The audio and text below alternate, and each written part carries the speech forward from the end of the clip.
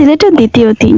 তো আজকে কোথায় ঘুরতে যাব সেটা সম্পূর্ণ এই ভিডিওতে দেখানো হবে। হ্যালো এভরিওয়ান, আসসালামু আলাইকুম। কি অবস্থা আপনাদের? আশা করছি সবাই ভালো আছেন। তো আমরা আজকেও এক জায়গায় ঘুরতে যাব, তবে আজকে লং ট্যুর দেব, মানে কাছেদের কোথাও ঘুরবো না। জন্য সবাই অনেক অনেক খুশি, কারণ এইটা হচ্ছে একটা ড্রিম জায়গা যেটা অনেকে যেতে চায়। তবে আমাদের সিলেটের আসার মূল কারণই হচ্ছে কিন্তু ওই জায়গায় যাওয়ার জন্য। তাই দেরি না করে তাড়াতাড়ি করে ঈদের পরের দিনে আমরা ওখানে যাওয়ার জন্য প্রস্তুত হয়ে নিই। সবাই কিন্তু আমার মতন অনেক অনেক খুশি। দেখতে পাচ্ছেন কত সুন্দর করে এন্ট্রি নিয়ে এক এক করে বের হচ্ছে। এরা তো মহা খুশি। সে ঘুরতে যাওয়ার কথা শুনলে তারা কিছুই লাগে না। যেহেতু এত দূরে এসেছি, তাই পরিবারের সবাইকে নিয়ে ওই জায়গাতে ঘুরতে যাবো। যে এখান থেকে ওই জায়গা নাকি কম দূর না, যত দূরই না হোক না কেন, যেহেতু ওইটার কারণেই আমরা সিলেটে এসেছি। আর সাথে সাথে আমার বাড়িতেও বেড়ানি হয়ে যাবে, কারণ এর আগে এই বাড়িতে আসিনি। তারা এখানকার বাসিন্দা হয়েছে 7 থেকে 8 বছর হলো। আমাদের আসার কথা ছিল, তবে আসবো আসবো বলে আর আসা হয় নাই। একটা উসুল্লায় তো আসা হলো, তাই না? তাই দেরি না করে তাড়াতাড়ি চলে আসলাম। আর যদি দেরি করে তো দৃশ্যগুলো দেখতে পেতাম না। আর কিছুদিন পরে কিন্তু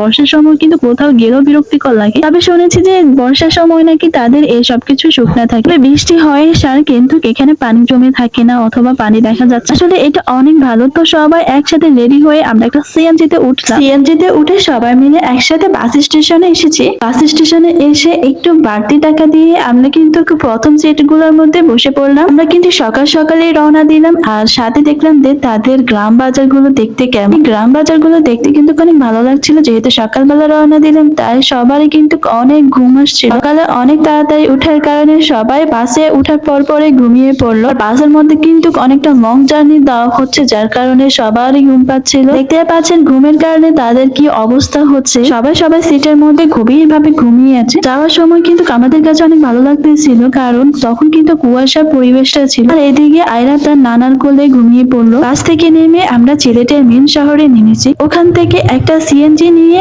আমরা রওনা দিলাম সিলেট জাফলং এ। অনেকে এটাকে সাদা পাথরও বলে থাকে। ওখানকার ভিডিও নিতে পারি নাই, কারণ তখন সবার অবস্থা একটু একটু খারাপ ছিল, কারণ লং জার্নি ছিল বাসটা। আমরা রওনা দিয়েছি 7টা বাজে, আর আমরা সিলেটে এসে পৌঁছি 11টা অথবা 12টা বাজে।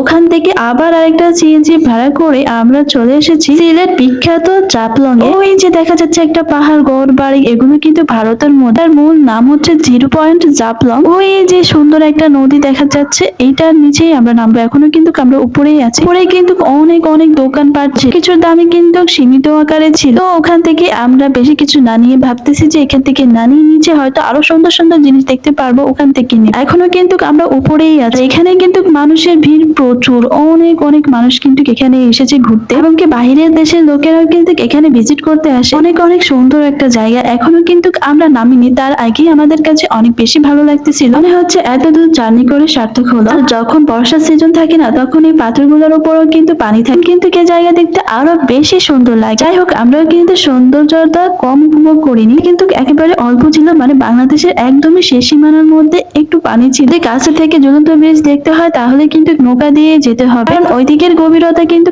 অনেক বেশি। আমরা ওখানে অনেকক্ষণ অনেক মজা করলাম, কিন্তু নৌকাতে উঠতে চেয়েছিলাম, কিন্তু একটু মাত্র তারা ঘুরাবে, কিন্তু অনেক টাকা চাচ্ছে। এমনিতে আমি কিন্তু নৌকাতে আরো উঠেছি, যার কারণে তেমন একটা ইন্টারেস্ট নাই। সবাই মিলে সৌন্দর্যটা অনেক অনেক উপভোগ করে আমরা বাড়ির দিকে রওনা দিই। বাড়িতে আসতে আসতে আমাদের রাত 12টা বেজে গিয়েছে। আমরা যে জায়গায় দেখবো, মানে জাফলং দেখার থেকে আমাদের সময় গিয়েছে রাস্তায় জার্নিতে। আজকের ভিডিও এ পর্যন্ত। ভিডিওটি ভালো লাগলে লাইক, কমেন্ট, শেয়ার করে পাশে থাকবেন। আর আমার যদি কোনো ভুল ত্রুটি থেকে থাকে, তাহলে আপনারা সেটা ক্ষমা দৃষ্টিতে দেখবেন অথবা কমেন্ট করে জানাবেন। ধন্যবাদ। আল্লাহ হাফেজ।